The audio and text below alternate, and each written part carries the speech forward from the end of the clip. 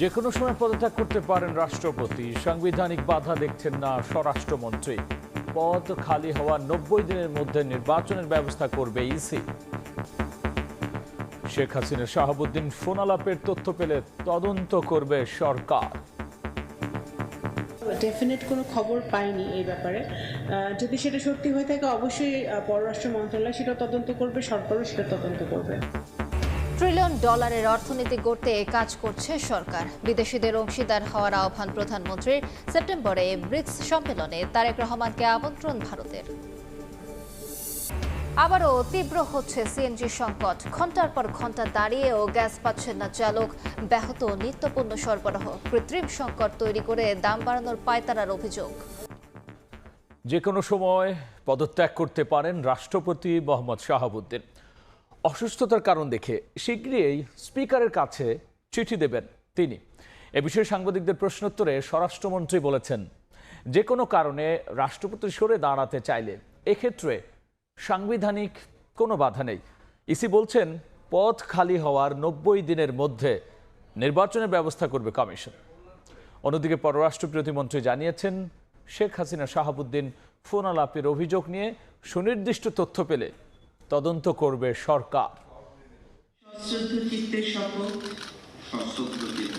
দেশের ২২তম রাষ্ট্রপতি হিসেবে মোহাম্মদ শাহাবুদ্দিন ২০২৩ সালের ২৪ এপ্রিল শপথ গ্রহণ করেন। সাংবিধানিক নিয়মানুসারে বর্তমান রাষ্ট্রপতির মেয়াদ ২০২৮ সালের ২৩ এপ্রিল পর্যন্ত।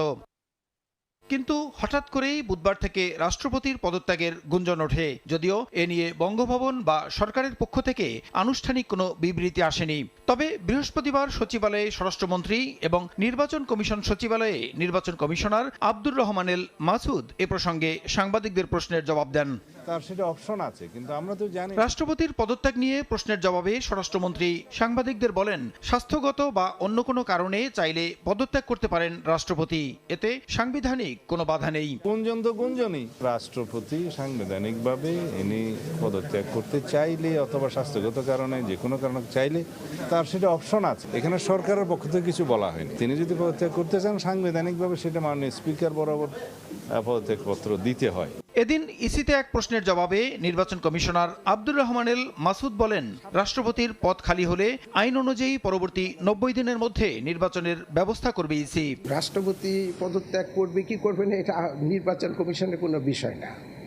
রাষ্ট্রপতির পদ যদি খালি হয় কোনো কারণে, সেটা পদত্যাগের মাধ্যমে হোক বা অন্যভাবেই হোক, তাহলে নির্বাচন কমিশন আইন অনুযায়ী পরবর্তী ৯০ দিনের মধ্যে নির্বাচনের ব্যবস্থা করবে।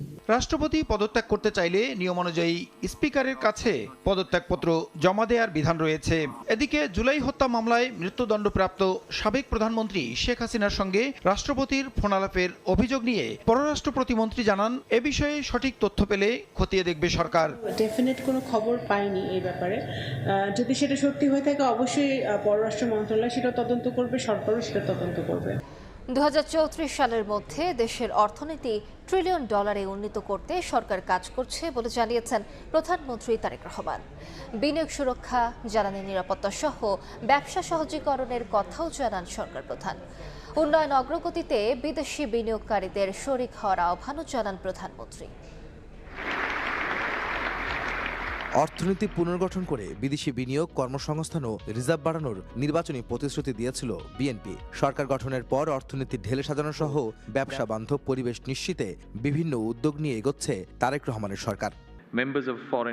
সকালে রাজধানীর চীন মৈত্রী সম্মেলন কেন্দ্রে foreign investors chamber of commerce and industry FICCI আয়োজিত আন্তর্জাতিক সম্মেলনে যোগ দেন প্রধানমন্ত্রী। সরকার প্রধান এ সময় বলেন, ব্যবসার সাফল্য অনেকাংশে নির্ভরশীল সরকারের নীতিমালার উপর। তাই দেশি বিদেশি ব্যবসায়ী ও বিনিয়োগকারীদের পাশে থাকার অঙ্গীকার পুনর্ব্যক্ত করেন Tarique Rahman. and regulatory framework, strengthening investor protection, improving dispute resolution, simplifying tax and VAT administration, and making it easier. নানাবিধ চ্যালেঞ্জের মধ্যেও বিনিয়োগকারীদের স্বাচ্ছন্দ্যে ব্যবসা সম্প্রসারণে নির্বাচিত সরকার কাজ করছে বলে জানান সরকার প্রধান। বলেন, সরকার সব সময় ব্যবসায়ী ও উদ্যোক্তাদের পাশে রয়েছে। Bangladesh has many challenges, but it also has remarkable strengths.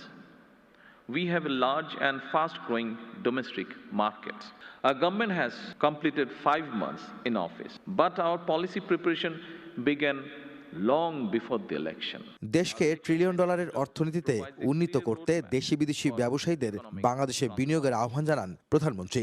We are improving ports, logistics, infrastructure, and energy security, while encouraging greater investment in renewable energy. Our government is determined to build a $1 trillion economy by 2034. এর আগে সম্মেলন কেন্দ্রের পাশে দেশি বিদেশি বিভিন্ন ব্যবসা প্রতিষ্ঠানের স্টল পরিদর্শন করেন প্রধানমন্ত্রী তারেক রহমান। এক বছরের মধ্যে জুলাই হত্যাযজ্ঞের সব মামলা নিষ্পত্তির আশা প্রকাশ করেছেন চিফ প্রসিকিউটর মোহাম্মদ আমিনুল ইসলাম। দল হিসেবে আওয়ামী লীগের বিচারের অগ্রগতি শীঘ্রই মিলবে বলেও জানিয়েছেন তিনি।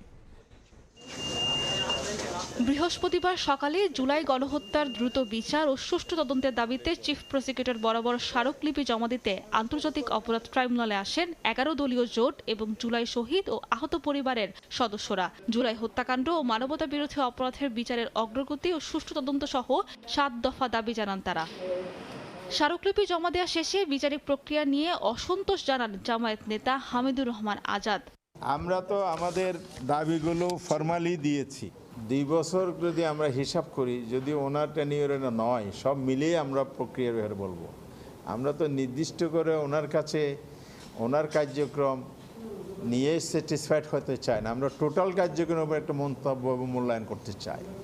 তো 2 বছরের ব্যবধানে যা হয়ে গেছে, এটাকে আমরা বলতে পারি একটা পর্যায়ে এসেছে, কিন্তু এটা জনগণের স্যাটিসফ্যাকশনের লেভেলটা, প্রত্যাশার জায়গাটা, সন্তুষ্টি এবং প্রত্যাশার জায়গাটা আরো হাই। এ সময় 1 বছরের মধ্যে জুলাই হত্যাকাণ্ডের সব মামলা নিষ্পত্তির আশ্বাস দেন চিফ প্রসিকিউটর। দল হিসেবে আওয়ামী লীগের বিচারের দৃশ্যমান অগ্রগতি দ্রুতই দেখা যাবে বলেও জানান তিনি।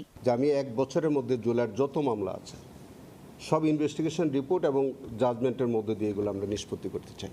সংগঠন হিসেবে আওয়ামী লীগ কি অপরাধ করেছে সেটা যখন আমার কাছে ছিল, আমার প্রিডিসেসরের কাছে ছিল, আমি আসার পর এটাকে এক্সপাইরেট করেছি। খুব দ্রুত গতিতে আমাদের এই সংগঠনের বিরুদ্ধে ইনভেস্টিগেশনটা চলমান আছে এবং আপনি কিছুদিনের মধ্যে আপনারা দৃশ্যমান একটা অগ্রগতি দেখতে পাবেন। সোমবার শাপলা হত্যাযজ্ঞ এবং আগামী সপ্তাহে জুলাই আন্দোলনে ঢাকা বিশ্ববিদ্যালয়ে হামলা মামলার চার্জশিট দাখিল করা হবে বলেও জানান চিফ প্রসিকিউটর। গণভোট নিয়ে জনগণকে দেয়া প্রতিশ্রুতি বিএনপি ভঙ্গ করেছে বলে অভিযোগ করেছেন জামায়াত আমির ডক্টর শফিকুর রহমান। ফ্যাসিবাদের সব চিহ্ন নির্মূল না হওয়া পর্যন্ত জামায়াত আন্দোলন চালিয়ে যাবে বলেও হুঁশিয়ারি দেন তিনি।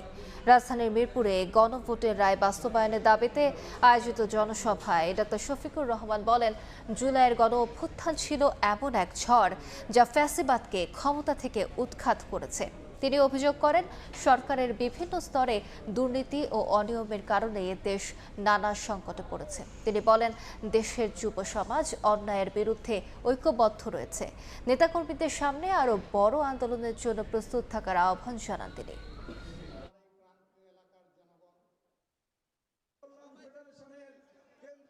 আমরা সরকারকে অনুরোধ করব, মেহেরবানি করে জনগণের রায়কে অপমান করবেন না। জনগণের রায়কে যারাই অপমান করেছে ইতিহাসে তাদেরকে কঠিন মূল্য দিতে হয়েছে। আপনারা দেরি হয়েছে, অসুবিধা নাই, মেনে নেন। এই জনগণকে সম্মান দেখালে জনগণও আপনাদেরকে ধারণ করবে, সম্মান দেখাবে। কিন্তু জনগণের মুখোমুখি হয়ে গেলে, এই রায় অগ্রাহ্য করলে, শুধু দলীয় স্বার্থে, গোষ্ঠী স্বার্থে যদি এই রায় অগ্রাহ্য করেন, জনগণ অতীতেও কাউকে ছেড়ে কথা বলে নাই, আগামীতেও ছেড়ে কথা বলবে না। সেপ্টেম্বরে ভারতে ব্রিক্স শীর্ষ সম্মেলনে প্রধানমন্ত্রী তারেক রহমানকে আমন্ত্রণ জানিয়েছে নয়াদিল্লি। আমন্ত্রণপত্র প্রধানমন্ত্রীর কার্যালয়ে পাঠিয়েছে পররাষ্ট্র মন্ত্রণালয়। একথা জানিয়েছেন পররাষ্ট্র প্রতিমন্ত্রী শামা ওবায়েদ ইসলাম। বলেন, ভারতে চলমান অভ্যন্তরীণ সমস্যার গণতান্ত্রিক সমাধান হবে বলে আশা করছে ঢাকা। ব্রাজিল, রাশিয়া, ভারত, চীন ও দক্ষিণ আফ্রিকার উদ্যোগে গঠিত ব্রিক্স বর্তমানে বিশ্বের অন্যতম প্রভাবশালী অর্থনৈতিক জোট। আগামী সেপ্টেম্বরে ভারতের আয়োজনে অনুষ্ঠিত হতে যাওয়া ব্রিক্স শীর্ষ সম্মেলনে সদস্য না হওয়া সত্ত্বেও প্রধানমন্ত্রী তারেক রহমানকে আনুষ্ঠানিকভাবে আমন্ত্রণ জানিয়েছে নয়াদিল্লি। বৃহস্পতিবার বিকেলে পররাষ্ট্র মন্ত্রণালয় গণমাধ্যম কর্মীদের পররাষ্ট্র প্রতিমন্ত্রী জানান, আমন্ত্রণ পত্রটি পররাষ্ট্র মন্ত্রণালয় থেকে প্রধানমন্ত্রীর কার্যালয়ে পাঠানো হয়েছে। পররাষ্ট্র মন্ত্রণালয় এসেছে, আমরা সেটা মাননীয় প্রধানমন্ত্রীর দপ্তরে পাঠিয়েছি। এদিকে ভারতের চলমান অভ্যন্তরীণ পরিস্থিতি নিয়ে তিনি বলেন, বিশ্বের বৃহত্তম গণতান্ত্রিক দেশ হিসেবে আলোচনার মাধ্যমেই তাদের অভ্যন্তরীণ সমস্যার সমাধান করবে বলে আশা করছে বাংলাদেশ। আমাদের এই রিজনে স্টেবিলিটি, স্থিতিশীলতা এবং শান্তি বজায় থাকুক, সেটাই আমরা আমাদের অবস্থা। গণতান্ত্রিক রাষ্ট্র হিসেবে আমরা আশা করব যে তাদের জনগণের অবস্থান দেখবে এবং সমস্যা সমাধানের দিকে দ্রুত গতিতে আগাবে। বাংলাদেশ যুক্তরাষ্ট্র সম্পর্ক নিয়ে আশাবাদ ব্যক্ত করেন পররাষ্ট্র প্রতিমন্ত্রী। তিনি জানান, মার্কিন যুক্তরাষ্ট্রের দক্ষিণ ও মধ্য এশিয়া বিষয়ক বিশেষ দূত সার্জিও গোরের আসন্ন বাংলাদেশ সফরের মাধ্যমে দুই দেশের সম্পর্কের নতুন দিক উন্মোচিত হবে। বাংলাদেশ এবং যুক্তরাষ্ট্রের সেটা আরো গভীর হয়। এই সফরের মধ্য দিয়ে আরো নতুন কিছু বেরিয়ে আসবে।